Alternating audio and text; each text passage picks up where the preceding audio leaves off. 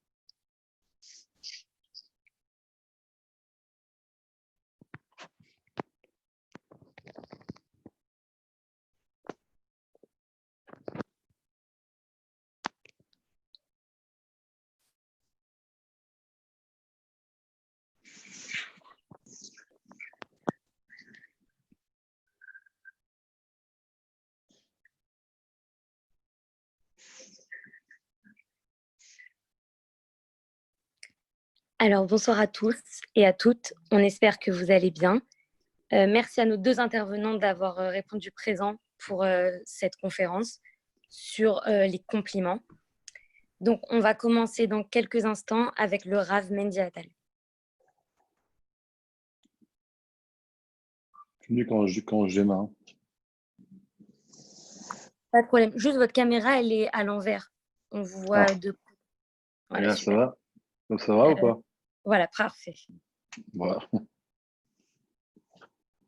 Ok, je pense qu'on peut commencer. Bonsoir tout le monde. Tout d'abord, je voulais dire un Barazak à Ori, Rivka et Riel pour ce beau projet de Torah Live qui est devenu Menorah Live, un projet magnifique.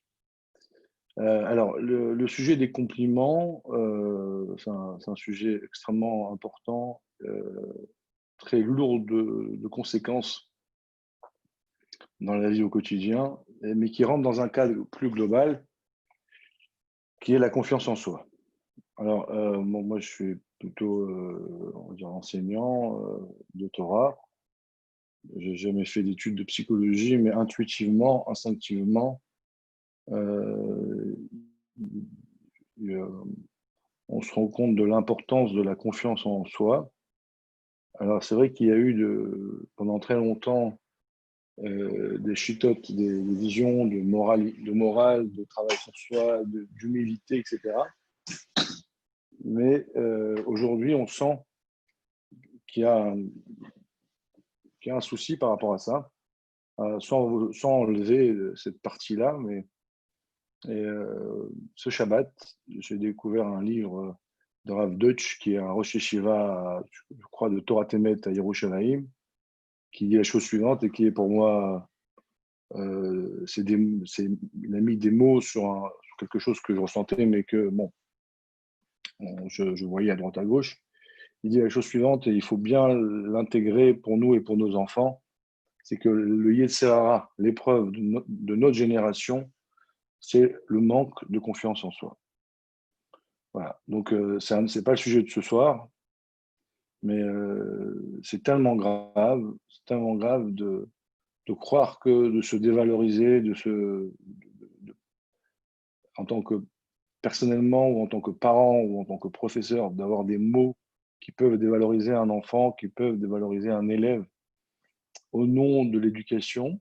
C'est une destruction qui est extrêmement dangereuse pour différentes raisons. Voilà, mais j'étais juste pour dire cette phrase-là. Donc, je l'ai vu dans un livre d'un grand Rosh Yeshiva et qui sûrement se base sur d'autres choses. L'épreuve, le Yetzirah. Donc, on n'est pas dans la psychologie. C'est de la psychologie, mais c'est basé sur la Torah. Le Yetzirah de notre époque, c'est le manque de confiance en soi. Voilà. Il faut bien comprendre qu'aujourd'hui, pour pouvoir traverser notre époque, avec tout le Facebook, Internet, toute l'attaque extérieure qu'on a, on a besoin d'avoir des enfants, on a besoin d'avoir des hommes, des femmes qui croient en nous. Alors, le compliment rentre un peu dans ces éléments qui vont apporter à l'homme la confiance en lui ou à la femme. Et aujourd'hui, on va parler de ça dans le temps qui m'est imparti. Alors, dans le compliment, alors, donc évidemment, c'est un cours qui est basé sur les textes de Torah. Mais avant de poser la question à partir des textes de Torah, au niveau humain, au niveau psychologique, on se rend compte, alors, je ne vais pas pouvoir répondre à toutes les questions, mais en tout cas, je vous pose les questions. Après, peut-être on fera un autre cours où vous chercherez. Mais en tout cas, on constate deux choses. D'un côté, on adore les compliments. Voilà. Tout le monde aime ça. Qu'on se l'avoue ou pas, voilà. Vous testez bien, soyez honnête, regardez. Alors, bien évidemment, les compliments bien faits et tout, on ne rentre pas dans le détail, mais on adore ça. Tout le monde aime ça. Et une fois, il y avait un rabbi, je ne sais pas lequel, qui avait la réputation de ne pas aimer les compliments. Et un jour, il y a un homme qui est entré dans son bureau et à la fin, il lui a fait un compliment. Et ce rabbi, il avait la réputation vraiment. Voilà, il faisait comme ça, il n'aimait pas du tout ça. Et à la fin, l'homme, il lui a fait un compliment en sortant. Et le rabbi, il a regardé son secrétaire et il lui a dit, tu as vu, je ne l'ai pas mis dehors. Voilà. Donc, cette histoire-là, elle est très jolie, mais en même temps, elle représente bien la chose. Tout le monde aime ça. c'est la fable du corbeau et du renard, vous voyez, celui qui vit aux dépens d'eux. Voilà, c'est toute la vie et on est autour de là. Moi, j'avais un rave que j'adorais qui s'appelait Rav Chantal Alav Shalom. Et des fois, ben, comme je l'aimais beaucoup, je lui faisais des compliments. Il me disait qu'est-ce que tu veux? Vous voyez, bon, en plaisantant, avec son humour anglais. D'un autre côté, les compliments, c'est souvent lié à comme un défaut. Tu veux des compliments? Oui, il y a un côté comme ça un peu, non, non, moi je veux pas de compliments, non, non, moi j'ai pas besoin de ça. Voilà, donc il y a une espèce de contradiction dans le compliment. D'un côté, on adore ça, d'un côté, on veut dire, on veut faire savoir qu'on n'en veut pas et que celui qui en veut, c'est quelque chose qui est malvenu. Voilà. Donc ça, c'est un sujet intéressant. Chacun doit essayer de voir dans sa vie ce mouvement-là. Je ne sais pas si j'aurai le temps de répondre à cette question. Mais en tous les cas, voilà, il y a une hypothèse de réponse, mais c'est une réalité. Pour être sûr de le dire, parce que le temps passe vite en Zoom, j'ai envie de dire, bon, bah, en tous les cas, qu'on ait répondu ou pas, de faire un compliment à sa femme quand elle fait un bon repas, c'est un devoir. De faire un compliment à un enfant quand il a une bonne note, même si à côté il a des mauvaises notes, c'est vital. Ça apporte tellement de bonheur de faire un compliment que malgré la question, qu'on ait répondu ou pas, il faut en faire. Une deuxième question, ça est plutôt basé sur la Torah. Donc il y a deux questions. Rabbi Shimon Bar Yochai, ses amis, lui faisaient des compliments extraordinaires. Et ces compliments-là sont notés, sont écrits dans le Zohar. Il l'appelait, il disait, tu es comme le Shabbat. Tu ressembles au Shabbat. Donc c'est Rabbi Yehuda, il dit à Rabbi Shimon Bar Yochai, tu es un Shabbat. Et cette phrase-là, elle n'a pas été dite sur un coin de table pendant un Farbrengen, c'est écrit dans le Zohar, un des livres les plus kadosh de la Torah. Il y a un autre compliment bien plus fort, et il dit ton visage ressemble au visage de Dieu, de Yud de Havaïe. Qu'est-ce que ça veut dire? Quelle est la raison? Quel est le sens de dire un compliment comme ça à des tels tzadikim, et en plus de ça, on les écrit dans le Zohar? Troisième question, c'est la même chose, mais là ça va plus loin.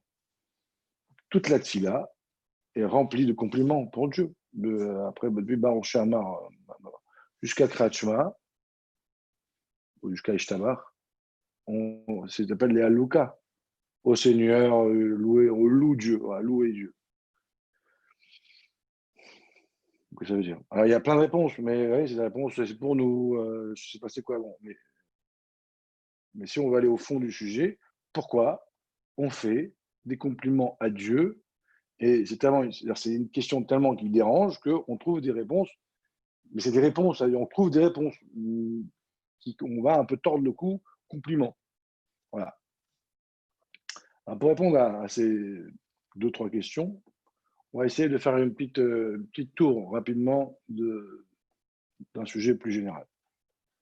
Alors, la base, c'est que l'être humain,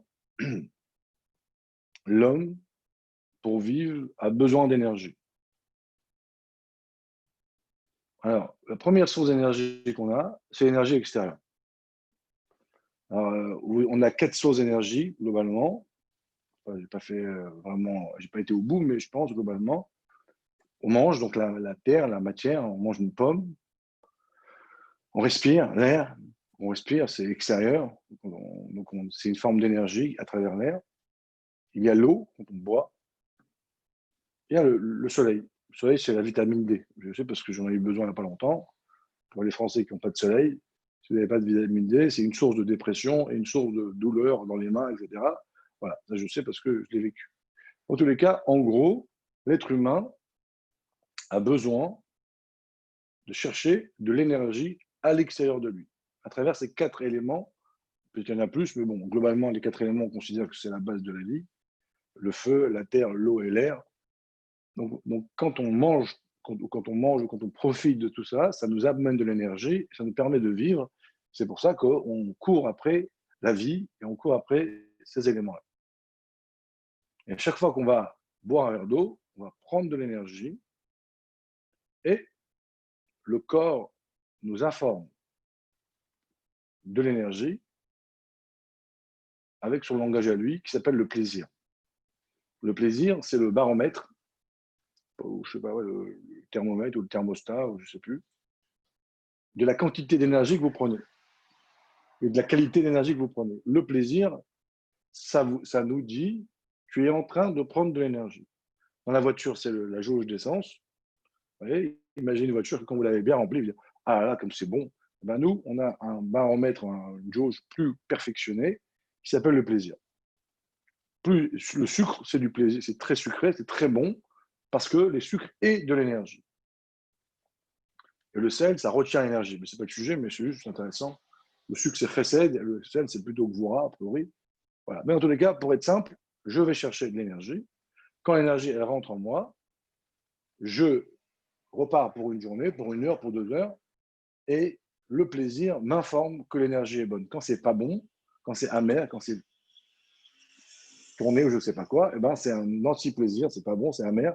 On dit que ça, c'est pas de l'énergie, c'est une énergie dangereuse.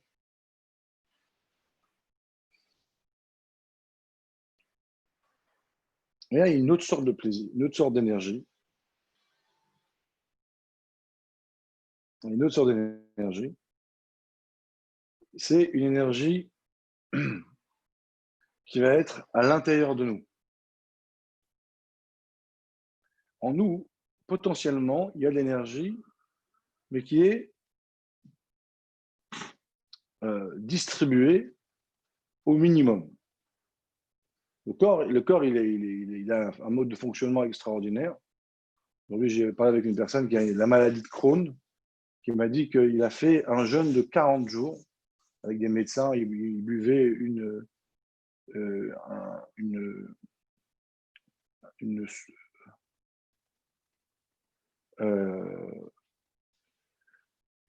comment on dit, une soupe avec 4 légumes pendant 40 jours. Et je lui dis, mais comment tu as vécu avec des médecins, des prises de sang, etc. Il m'a dit, le corps, quand on mange très peu, le corps se régénère et ça lui a enlevé beaucoup une grande partie de sa maladie. Il y en a carrément qui guérissent. Bon, il faut faire attention, il faut suivre des médecins. Mais en nous, le corps est extrêmement intelligent et le corps, il nous distribue une quantité d'énergie minimum pour que l'homme puisse vivre. Maintenant, il y a des événements extérieurs qui vont envoyer un signal au corps pour lui dire de libérer plus d'énergie. Par exemple, l'affection.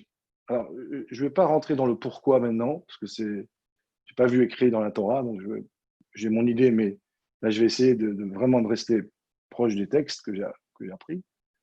En tous les cas, quand on a de l'affection, quand on est aimé, eh ben, l'amour des autres nous fait plaisir, mais en fait, le plaisir d'être aimé est le résultat que le fait que quand on est aimé, ça développe en nous de l'énergie. Quelqu'un qui est amoureux, il est prêt à marcher jusqu'à Haran, il est prêt de traverser la France à pied parce qu'il est aimé.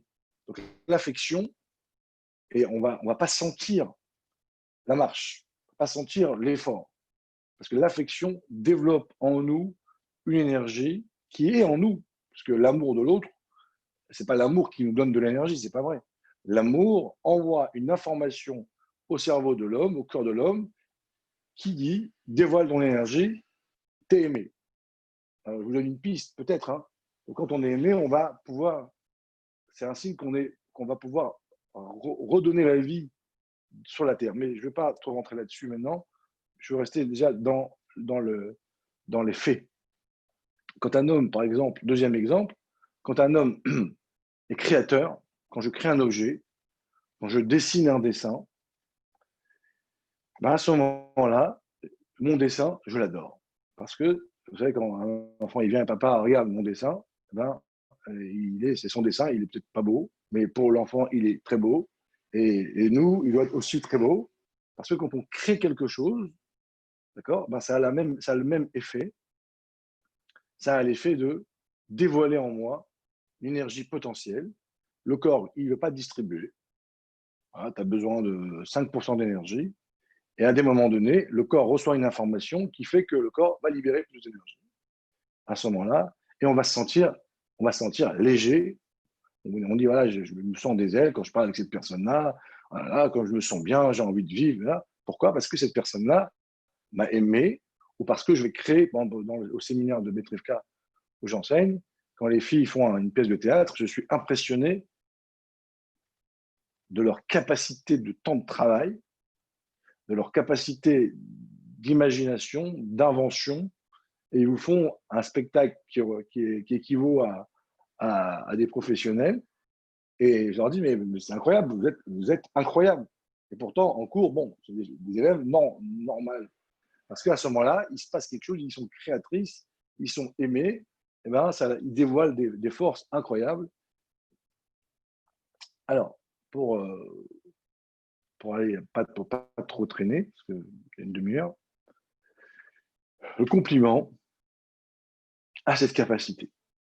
Le compliment a cette capacité, je pense, fois 10 ou 100, je ne sais pas encore, je n'ai pas trouvé des textes et références, mais quand on fait un compliment à quelqu'un, il faut bien comprendre l'impact qu'on a sur lui.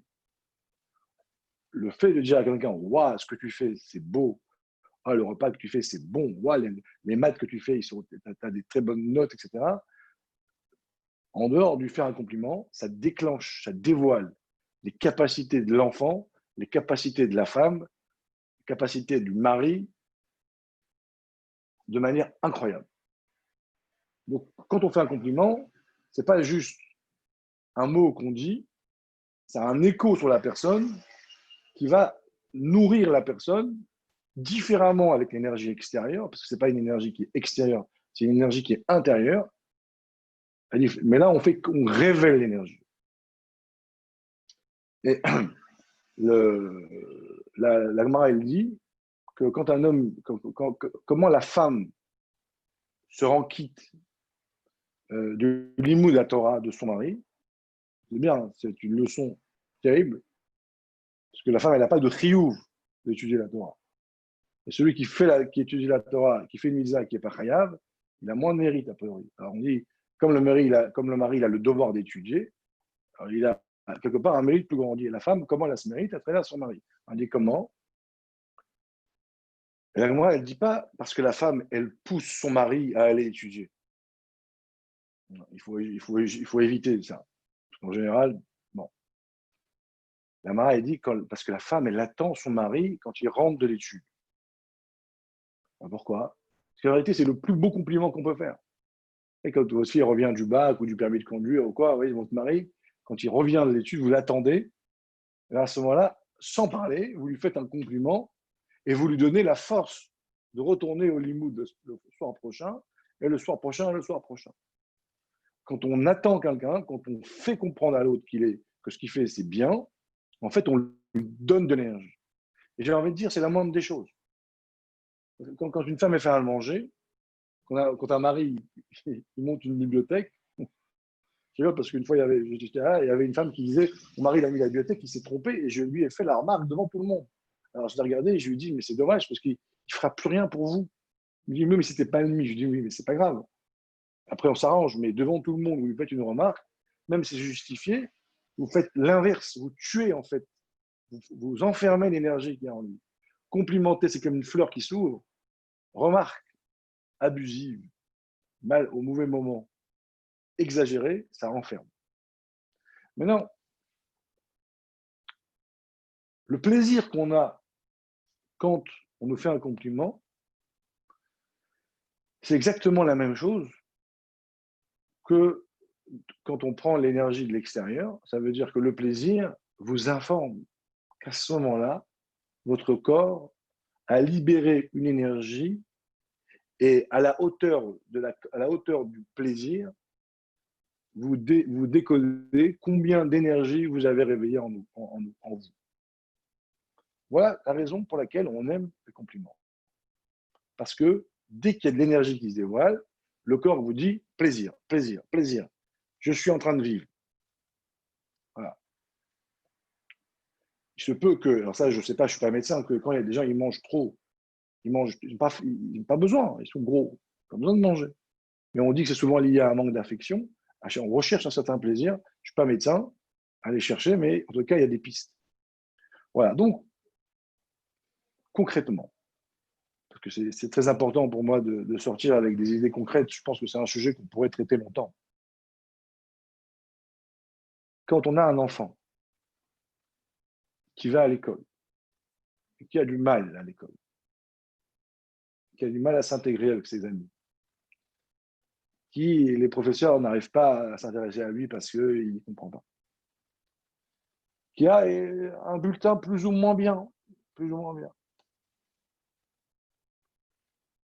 et que quand il s'habille, il ne sait pas toujours s'habiller, bon, il ne sait pas trop, il est un peu maladroit, et que c'est votre enfant, et peut-être plus tard, ça pourrait être le futur président d'Angleterre. Comme on sait très bien que des fois, des grands hommes, ils n'étaient pas forcément, qui rentrent à la maison, et que vous voyez votre enfant, et que vous voyez les mots, à ce moment-là, peut avoir une envie de lui dire, de lui faire encore une remarque, encore l'enfermer, encore lui enlever l'énergie. Mais il n'a pas besoin de ça. Il a surtout besoin de quoi?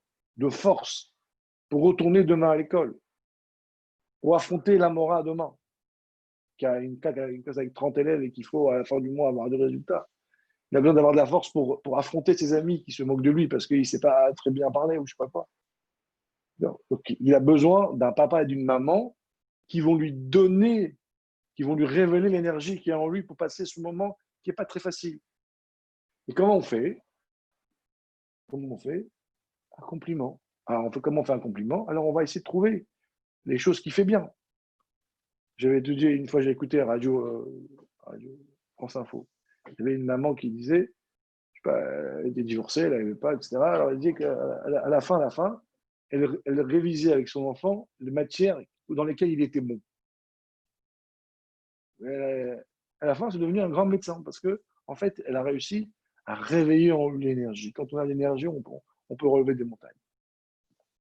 Voilà, c'est très simple en fait. Un compliment, c'est de l'énergie. Quand une femme est fait à manger et qu'elle veut avoir un compliment, à part c'est la politesse, etc., en fait, elle veut de l'énergie pour pouvoir continuer à se battre pour sa famille.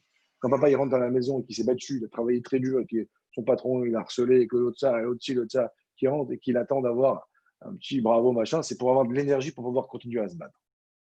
Alors, vous allez me dire, mais d'où je sors ça? Alors, c'est un mamar du Tzemar Tzedek, dans le Hallel, un autre mamar du Rabbi sur le Rabbi Shimon. Il y a une Gemara qui dit on n'a pas le droit de demander à Dieu. La Gemara dit on ne doit pas prier, je ne suis pas sûr de la phrase, si on n'a pas fait des shvachim avant. Pourquoi? Pourquoi on ne doit pas prier, de demander à Dieu avant de faire des compliments à Dieu? Parce que c'est la même règle. Rabbi Shimon Bar Yochai, quand il était jeune, et que Rabbi Akiva, il a ordonné, il a donné la smicha au Rabbanim, il a donné la première smicha à Rabbi Meir. Rabbi Shimon nous dit, sa visage, il est blanchi, il a dit, c'est moi le premier, c'est moi le plus fort. Rabbi Akiva, il a dit, ça suffit que moi et Dieu, on connaît ton niveau. C'est une histoire intéressante. Rabbi Shimon, il était tellement fort que même Rabbi Meir n'était pas capable, c'était un surdoué ou je ne sais pas quoi, il n'était pas capable de comprendre son niveau à tel point qu'il était mis de côté. Le premier de la classe, c'était Rabbi Meir. Rabbi Shimon, il était trop haut pour être le premier. Il était, Et là, le Rabbi, il dit dans le Mahama que quand Rabbi Shimon il a été dans la grotte, etc., il était tellement haut qu'il avait un problème d'intérêt. Ça veut dire quoi? Quand vous parlez avec des gens, des fois, les gens, ils ne vous intéressent pas. Vous n'avez pas la force de parler avec eux. Et les gens, ils comprennent ce que vous dites, ils sont intéressés, ils sont passionnés. Donc, quand ils sont là, vous avez envie de leur parler. Il y a des gens, ils ne connaissent pas du tout votre sujet et vous n'avez pas le désir de parler. Ils ne créent pas en vous le désir de vous exprimer. Ils ne sont pas, comme on dit, dignes d'intérêt. Je ne dis pas que c'est bien ou c'est mal, c'est une réalité. Il y a des élèves qui vous inspirent, d'autres un peu moins, d'autres, vous perdez les mots.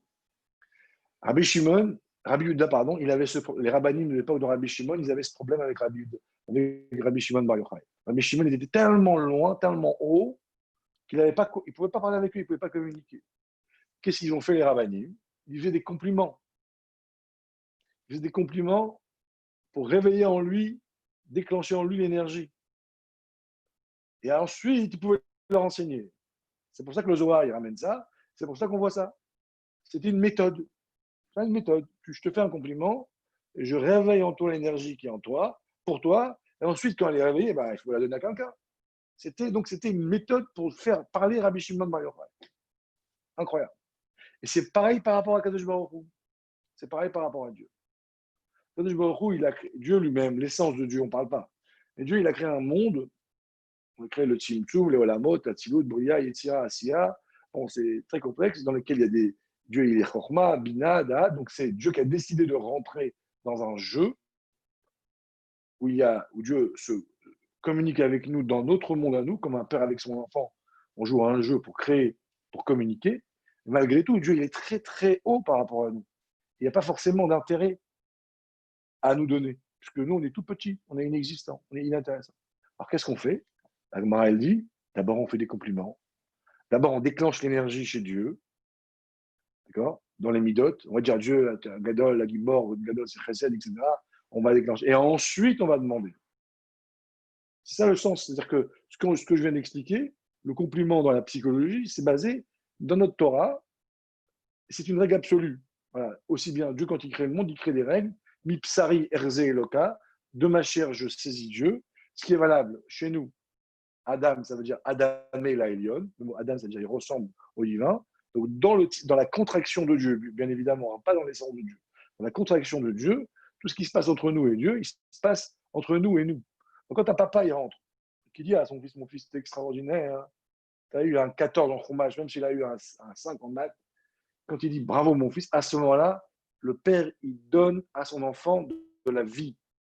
Il sauve son enfant du copain, au mieux que ce soit. Ah, surtout pas que ce soit les autres qui font des compliments à mon fils. Quoi, ça dépend lesquels autres.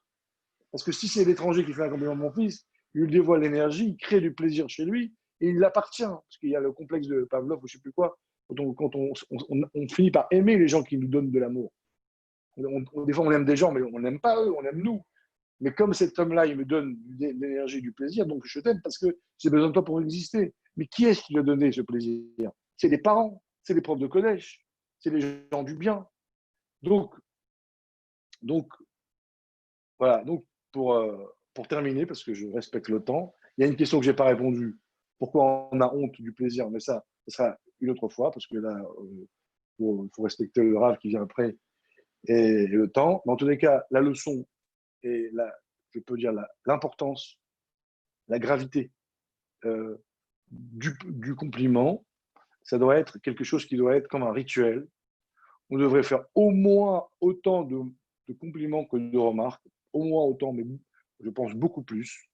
Et il faut être conscient qu'un enfant qui croise une personne dans la rue et qui sait lui faire des compliments, et c'est cette fable du corbeau et du renard qui est là, c'est extrêmement dangereux.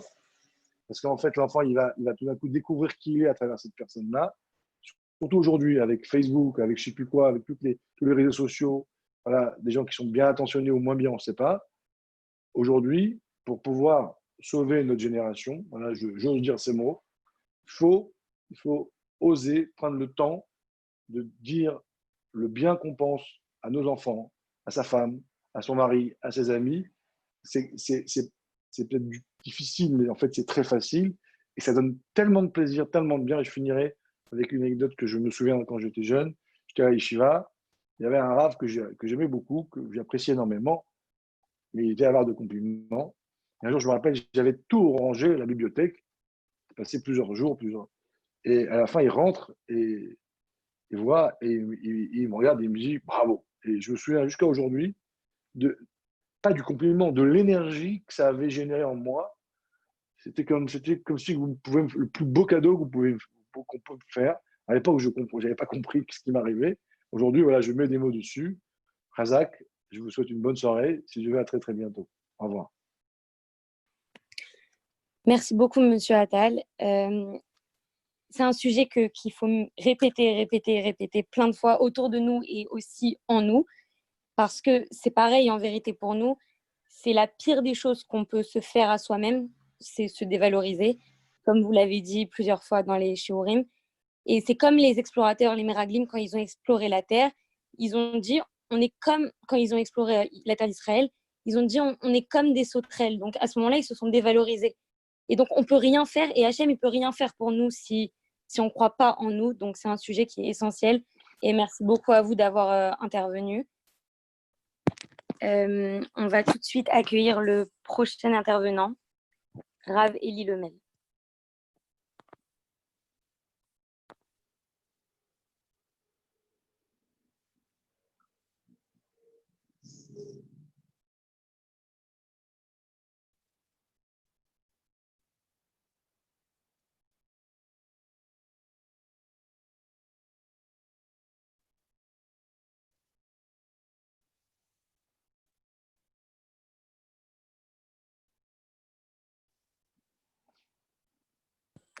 Alors, il semble qu'il y a un...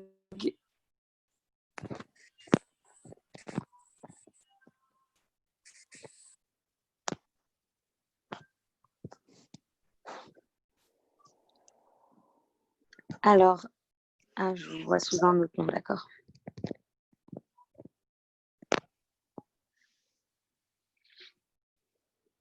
Très bien. C'est bon? Vous m'entendez? Oui. Voilà, c'est bon. Génial. Erev Tov, bonsoir à toutes et à tous. Donc, ce cours, il a lieu à la fois en présentiel, puisque j'ai la chance d'avoir face à moi un auditoire, et en même temps, vous êtes aussi derrière vos différents écrans. Donc, juste si on peut éteindre les micros en dehors du mien, ça sera plus simple. La thématique donc qu'on va essayer de développer ensemble, elle a été donc intitulée sur l'importance et la valeur du compliment. Là, pendant les quelques minutes qui précédaient le début de ce cours, on discutait justement avec les différentes personnes avec lesquelles je me trouve sur le fait que pour la Torah, la notion des midot, c'est-à-dire le fait de travailler sur soi, est un élément fondateur. C'est un élément fondamental. Les textes nous disent le nitzna Torah ou mitzvot ela le tzarev b'metabriot, ce qui veut dire que la Torah et les mitzvot n'ont été donnés à l'individu et là le tzarev b'metabriot que pour réussir à les transformer. C'est-à-dire, il y a une notion de tsirouf, il y a une notion de transformation de l'être, et quelqu'un qui ne se transforme pas dans un modèle de fonctionnement, eh bien, même ce qu'il fait par la suite, même dans l'univers de la Torah et des mitzvot, peut totalement se retourner contre lui. Alors, je ne sais pas si certains l'ont lu ou pas, mais il y a une sikha du Rabbi qui est très intéressante et dans lequel il rapporte en effet les enseignements du Balatania, disant que lorsqu'une personne agit et accomplit des actes positifs, mais que cette personne n'est pas quelqu'un qui s'appelle sadique, c'est-à-dire quelqu'un qui tend vers le haut, quelqu'un qui a envie de faire les choses pour elle-même, eh bien, l'acte qu'il fait ne le construit pas, bien au contraire, il peut détruire. C'est un enseignement très intéressant et donc même continue et développe l'idée qu'à partir de cela, eh bien, on doit croire dans la possibilité que chacun a de se transformer profondément pour que l'acte qu'il fasse puisse avoir un retentissement positif. Ça, c'est une idée au fond qui est au cœur même de la construction de l'individu. Rappelons-nous que nos maîtres nous disent la chose suivante, c'est que Kol Talmid Chacham Shen Bo Da'at Nevela Tova Emenu. Tout Talmid Chacham, c'est-à-dire toute personne qui est sage, qui a une connaissance de Torah, chez En Bo Da'at, qui n'a pas de Da'at, on va expliquer ce que c'est, pas dans la dimension de la Chassidut, mais dans une autre lecture, eh bien Nevela Tova Emenu, un animal qui est en train de pourrir dans des champs a plus de valeur que lui. Alors c'est vrai que c'est quand même très bouleversant. La notion de da'at, telle que nos maîtres nous l'expliquent, elle est multiforme, mais une des dimensions du da'at, c'est quoi? C'est la capacité que l'on a de réduire le delta qui existe entre une pensée et la manière dont on va la faire vivre. Quelqu'un qui a du da'at, c'est quelqu'un qui a le désir de faire exister sa pensée dans le monde du réel. Alors, on sait parfaitement les uns et les autres qu'il y a souvent en effet un delta entre une pensée et la manière dont on la vit au quotidien. Mais la finalité, c'est justement de réduire au maximum ce delta et ce, dans tous les domaines. Et évidemment, c'est quelque chose qui est fondateur dans l'univers de ce qu'on appelle le monde des midot, c'est-à-dire la notion du travail sur soi, la notion de la transformation de soi-même. Et là, je vais dire quelque chose qui peut déplaire, mais ce n'est pas grave, j'assume complètement. Beaucoup de personnes, en vérité, pensent que la notion du moussard, la notion du travail sur soi n'est pas nécessaire. Je crois que ceux qui le disent, généralement, n'ont rien compris, parce que ce n'est pas nécessaire pour ceux qui, en effet, ont su puiser dans d'autres enseignements, ce qui leur permet de se transformer. Et donc, en effet, lorsque l'on sait puiser dans d'autres enseignements, de la Torah, ça peut être l'étude de la Gemara, comme de la Chassidoute, de ce que vous voulez, ce qui permet à l'individu de se transformer au niveau de ses midotes, de ses traits de caractère, alors on ne sera peut-être pas obligé d'être dans une forme d'étude particulière pour pouvoir aboutir à cela. Mais beaucoup de personnes ne cherchent pas à prendre dans les enseignements qu'ils reçoivent ce qui va leur permettre par la suite de se transformer en profondeur au niveau de leur identité. Alors, une fois que j'ai ouvert un petit peu cette réflexion, on va quand même rentrer dans le sujet du jour, c'est-à-dire la notion et la valeur et l'importance du compliment. Alors, je pourrais dire de manière un petit peu anecdotique, bon, ben, écoutez, je vais vous faire la conférence en 15 secondes, c'est très important de faire des compliments. Super.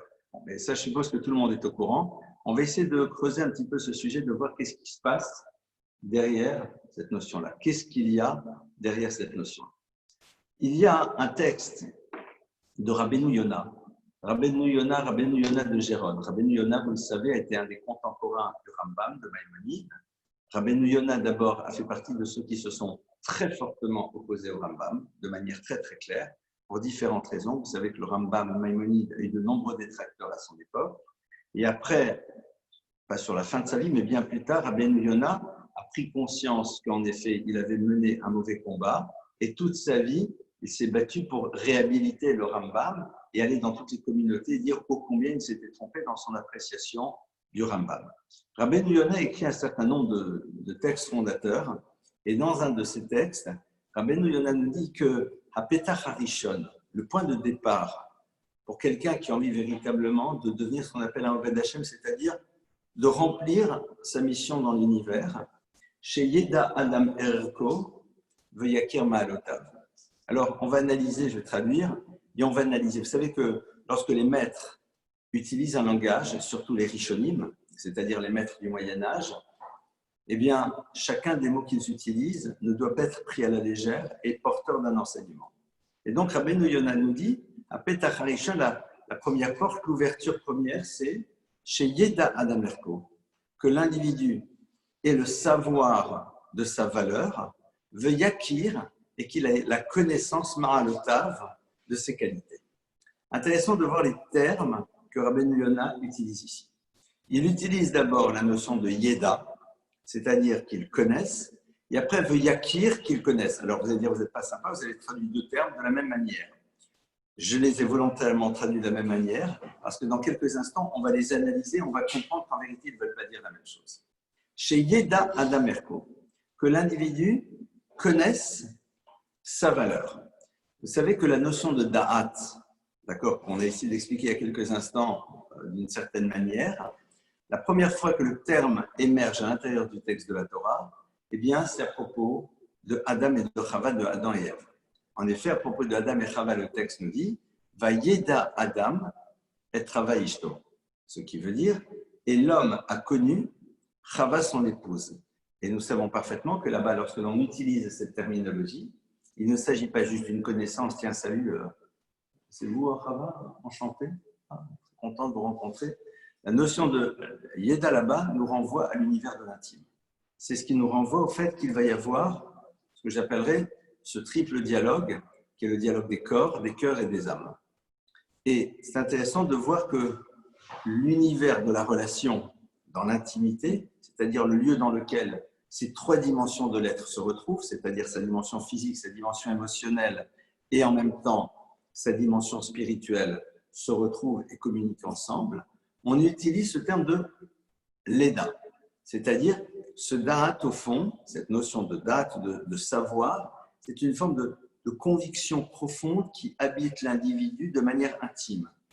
C'est-à-dire que Quand le texte dit Vayeda, c'est-à-dire il a connu son épouse et personne ne peut la connaître. Il n'y a que lui, il n'y a que elle, il n'y a que eux qui peuvent se connaître. C'est quelque chose qui est inscrit à l'intérieur d'eux-mêmes et que l'on ne peut même pas exprimer avec des mots. C'est-à-dire, le verbe ne peut pas exprimer ce qui se joue au moment où il y a ce lien très profond qui se construit entre deux êtres.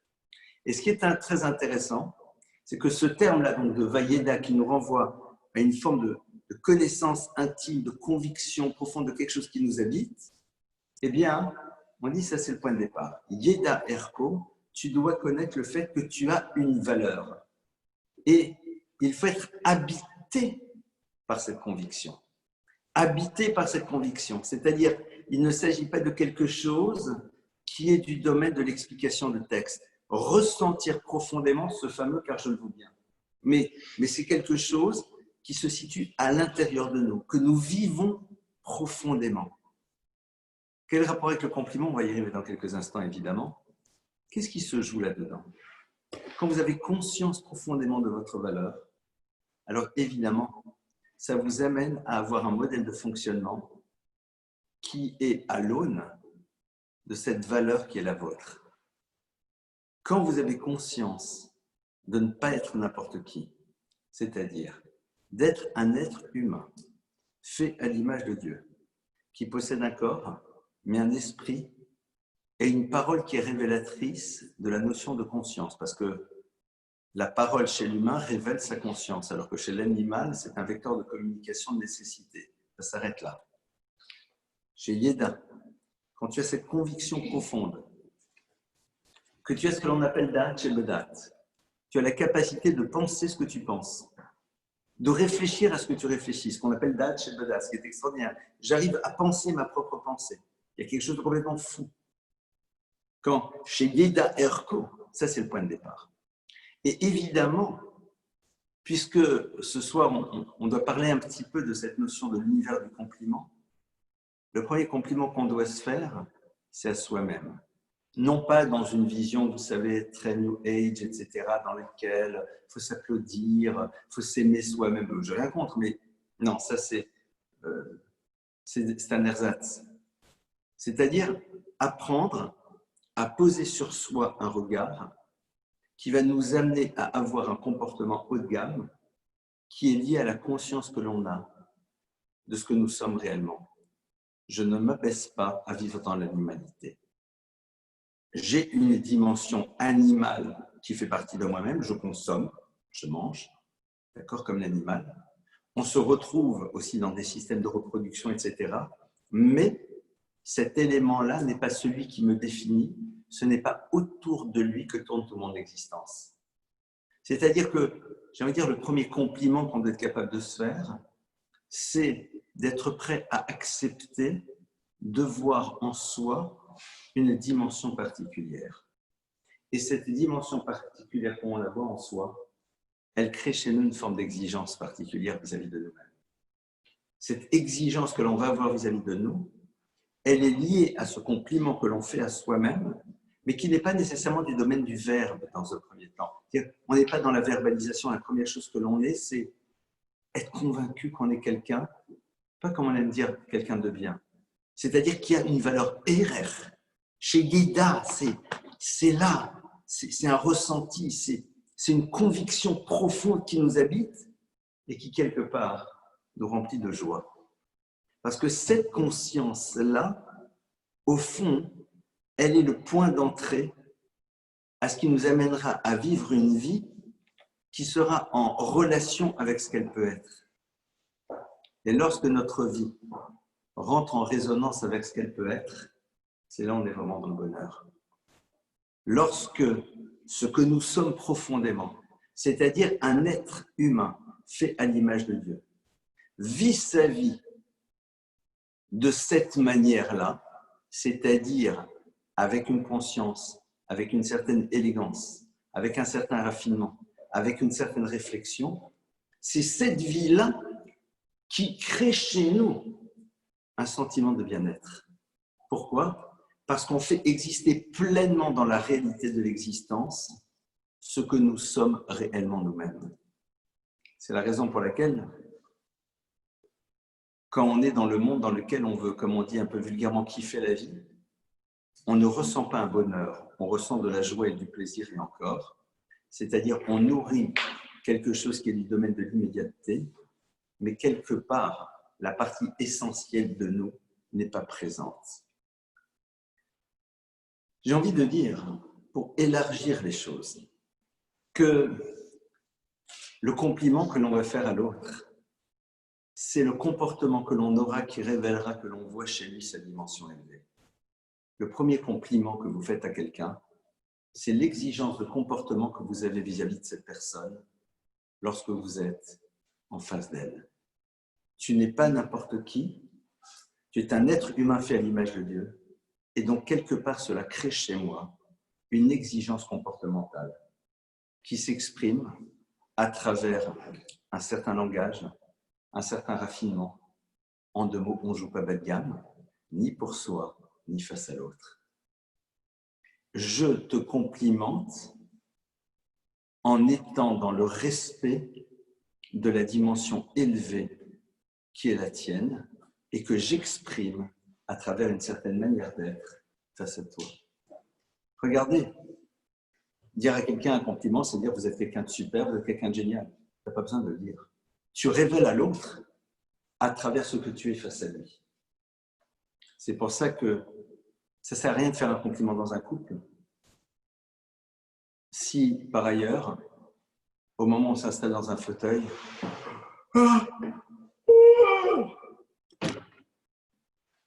pourquoi? Parce que quelque part, tu ne montres pas que tu as conscience devant qui tu es. Tu es devant quelqu'un qui est à l'image de Dieu. Tu ne te comporterais jamais de cette manière face à quelqu'un qui symboliquement représente quelque chose de grand.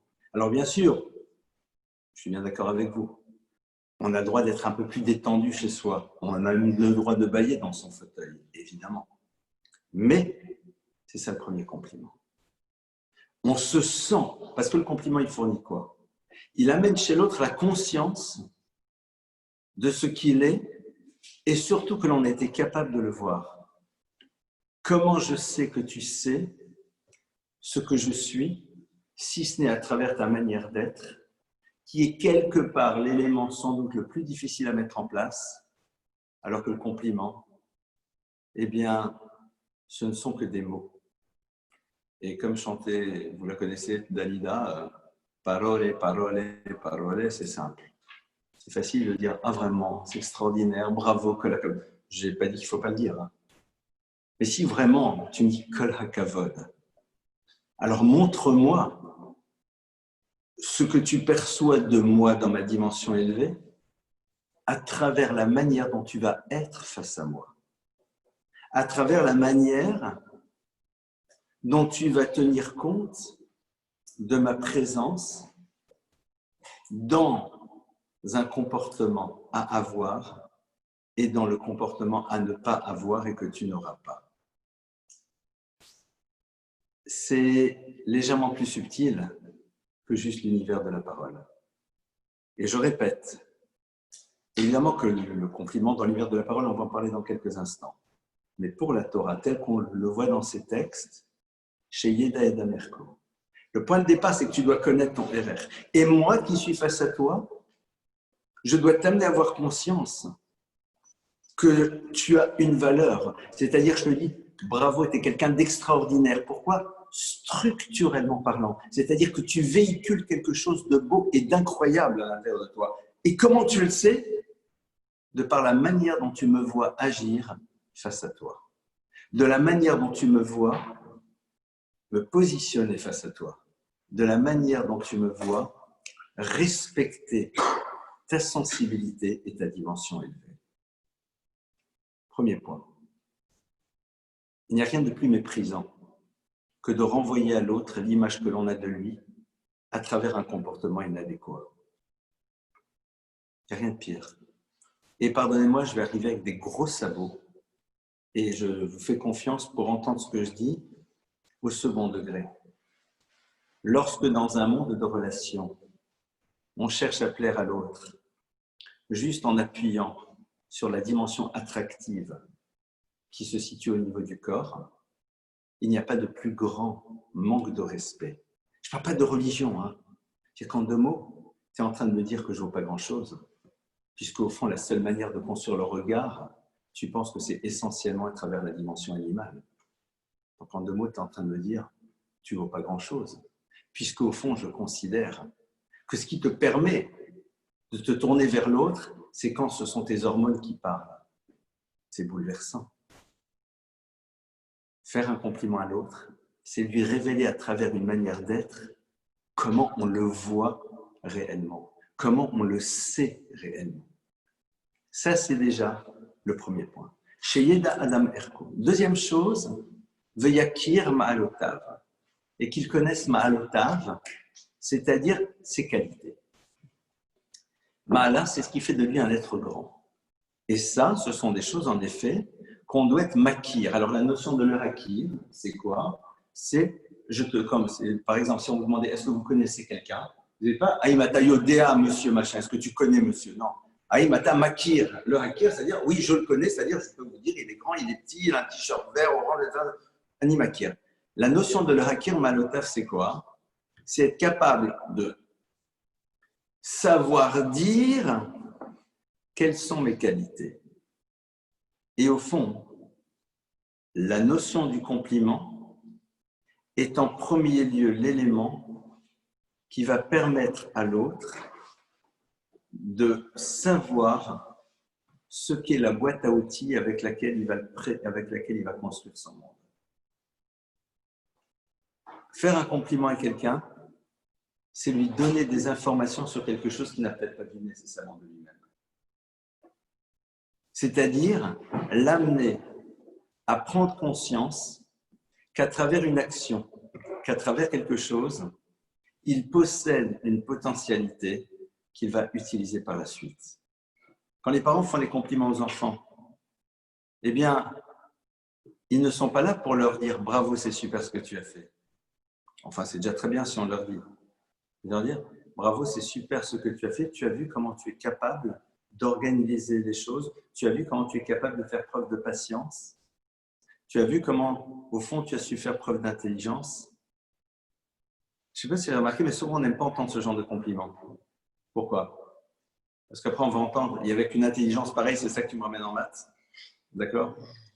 Au fond, faire un compliment dans lequel, à travers les mots que l'on utilise, on révèle à l'autre des capacités qu'il ignorait de lui-même, c'est l'amener à s'interroger sur l'utilisation qu'il va devoir en faire.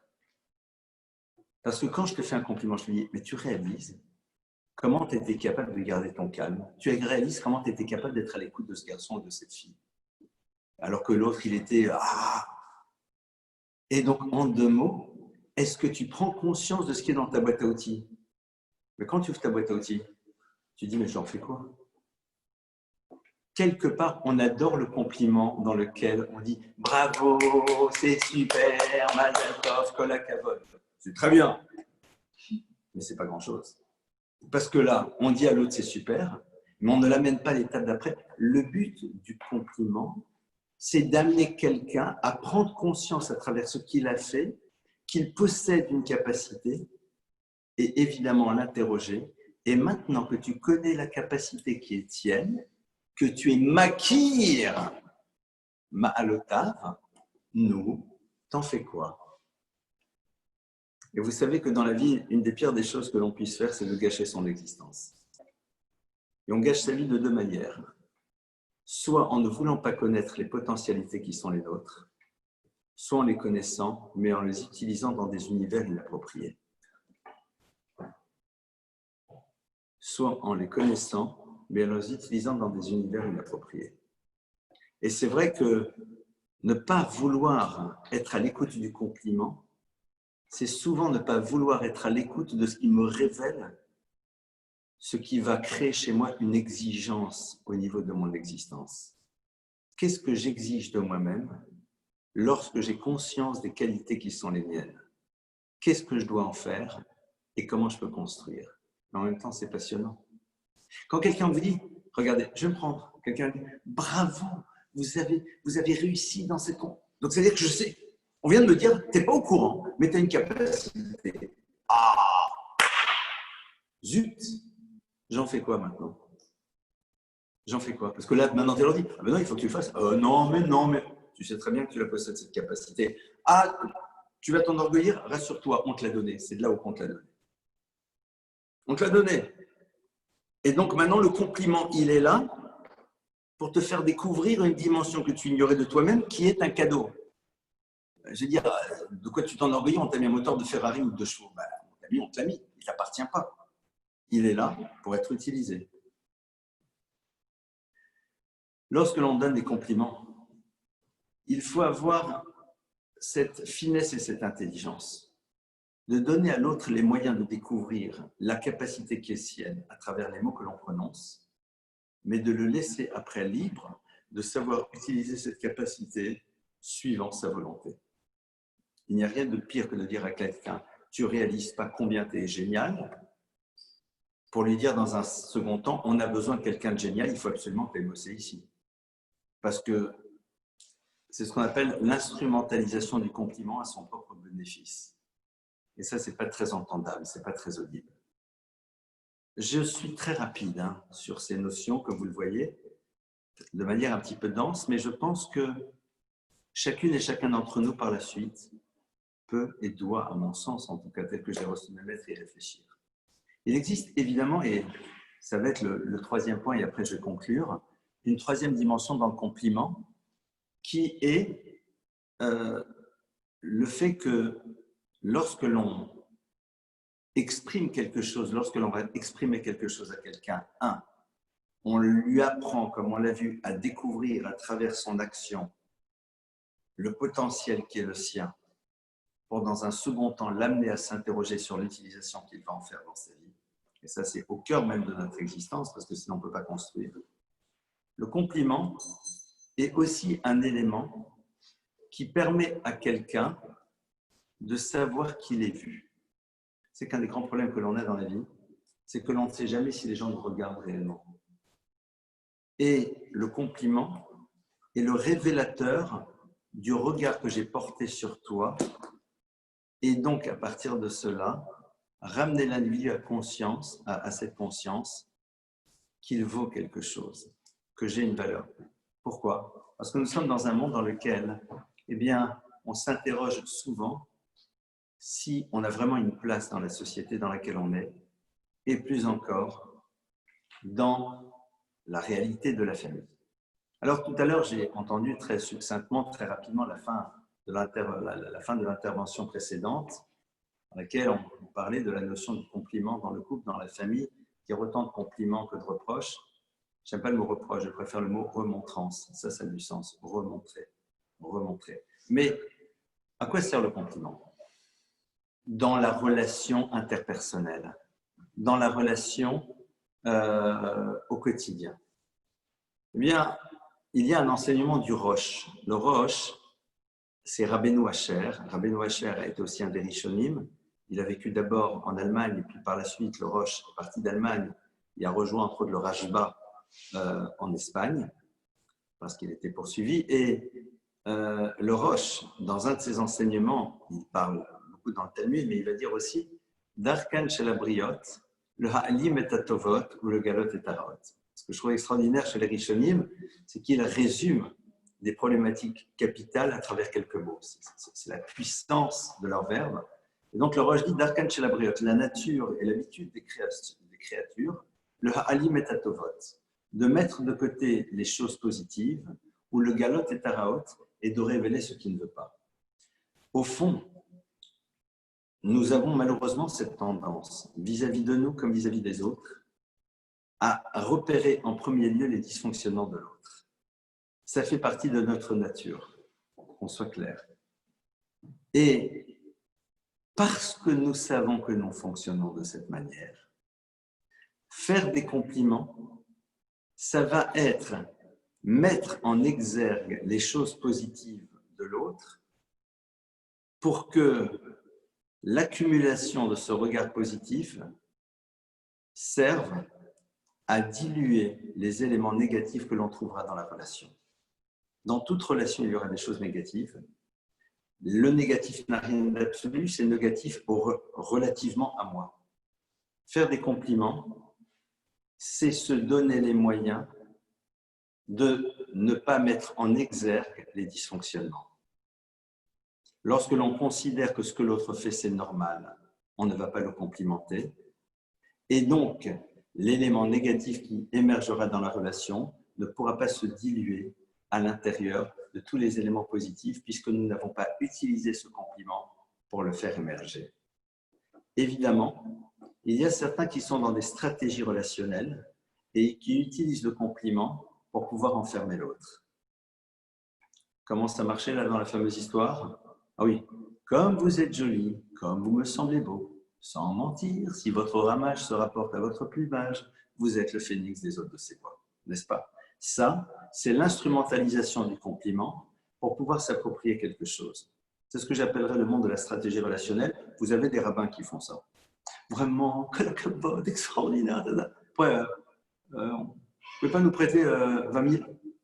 Je sens mal, mon frère. Grâce à Dieu, pas tout le monde est comme ça. Mais à un moment, il faut aussi s'interroger. Vous savez, c'est comme le rabbin super connu qui propose son fils à une fille qui débarque de Tataouine-les-Bains. On lui explique qu'elle est extraordinaire. Non, mais elle se dit, non, mais quand même, pourquoi on propose le fils du rabbin? Il n'y a pas un problème quelque part. Donc, vous ne vous rendez pas compte, c'est quelqu'un de génial. On vous a dit, ouais, d'accord, sympa, on se détend. Mais votre compliment surdimensionné, il est là pour me faire passer quoi? Pardonnez-moi, je ne suis peut-être pas très politiquement correct. Il y a énormément de gens exceptionnels, et je pense que c'est les grandes majorités.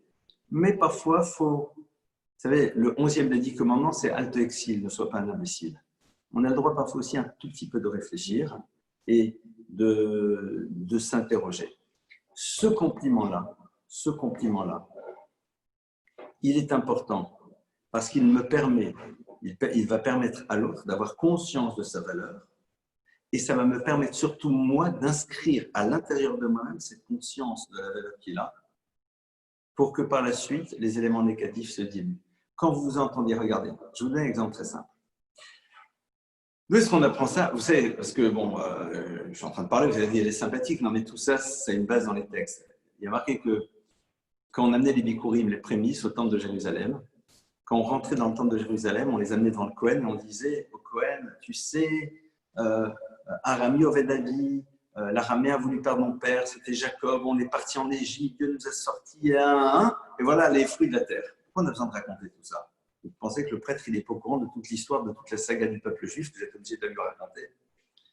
Eh bien, l'idée, elle est la suivante, comme Rachid le rapporte, et telle que j'ai envie de la développer, c'est que, en vérité, ce n'est pas tellement le Kohen qui a besoin d'entendre, c'est toi.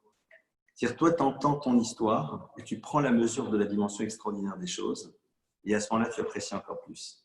Faire un compliment à quelqu'un, ce n'est pas que l'autre l'entende, c'est d'abord se l'entendre dire. Se l'entendre dire soi-même. D'ailleurs, vous le savez très bien, quand le matin, ça s'est mal passé à la maison, une fois à peu près tous les 27 ans, plus ou moins, d'accord? Certains, c'est tous les 26, mais bon, 27. On sort, claque la porte, bonne journée. Tu parles bonne journée avec la manière dont tu l'as dit, il va lui avoir une super bonne journée l'autre. Et on est là, et on rentre dans l'ascenseur. Il y a la petite caméra qui est en train de truc, et vous savez souvent ce qu'on va voir, la personne qui est en train de dire, c'est m'énerve, non. Tu t'entends dire des choses négatives sur l'autre. Par contre, quand ça se passe tous les jours de manière merveilleuse, c'est-à-dire les 27 ans moins une fois, tu sors de chez toi, tu fais peut-être un gros bisou à ton conjoint, mais tu t'entends jamais dire dans l'ascenseur quel mari exceptionnel j'ai, quelle femme merveilleuse j'ai. C'est-à-dire comment il a su ce matin m'aider, comment ce matin elle a su me calmer, comment on le pense. On ne s'entend pas dire, on le dit encore moins à l'autre. Pourquoi? Parce qu'inconsciemment, on sait très bien que quand on se l'entend dire, on l'installe. Et parfois, on n'est peut-être pas très intéressé à installer quelque chose de tellement beau de l'autre qui correspond à sa réalité. Pourquoi? Darkan chez la briotte, dit le Roche. Parce que c'est la nature profonde de l'être.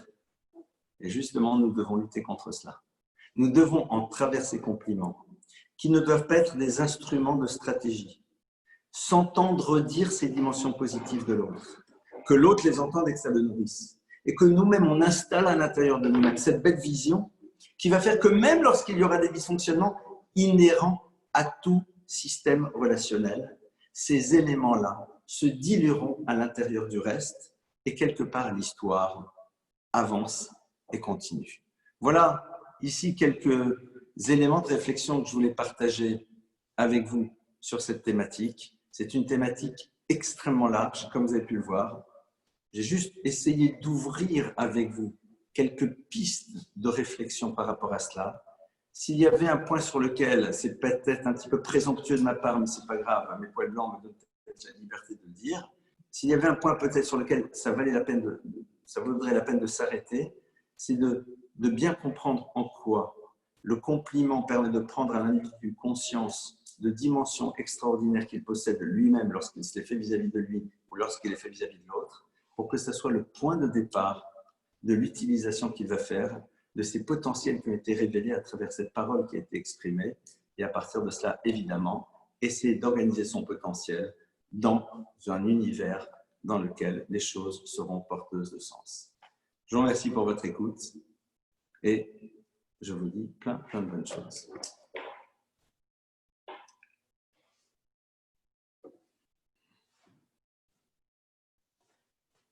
Je ne sais pas, il y a un au revoir, ce n'est qu'un au revoir mes frères, non? C'est bon. Moi, je sais que du monde en face de moi, donc c'est assez fait bizarre. Quoi. Je regarde les caméras, je regarde vous aussi. C'est un peu déstabilisant. Il y a des questions? Est-ce que vous avez des questions? Moi, je suis avec des personnes, je vais demander s'ils ont des questions. Comme ça, je vous en ferai profiter. Questions? Top. Il y a plein de bonnes choses à tout le monde en tout cas. Merci pour votre présence et merci pour votre écoute.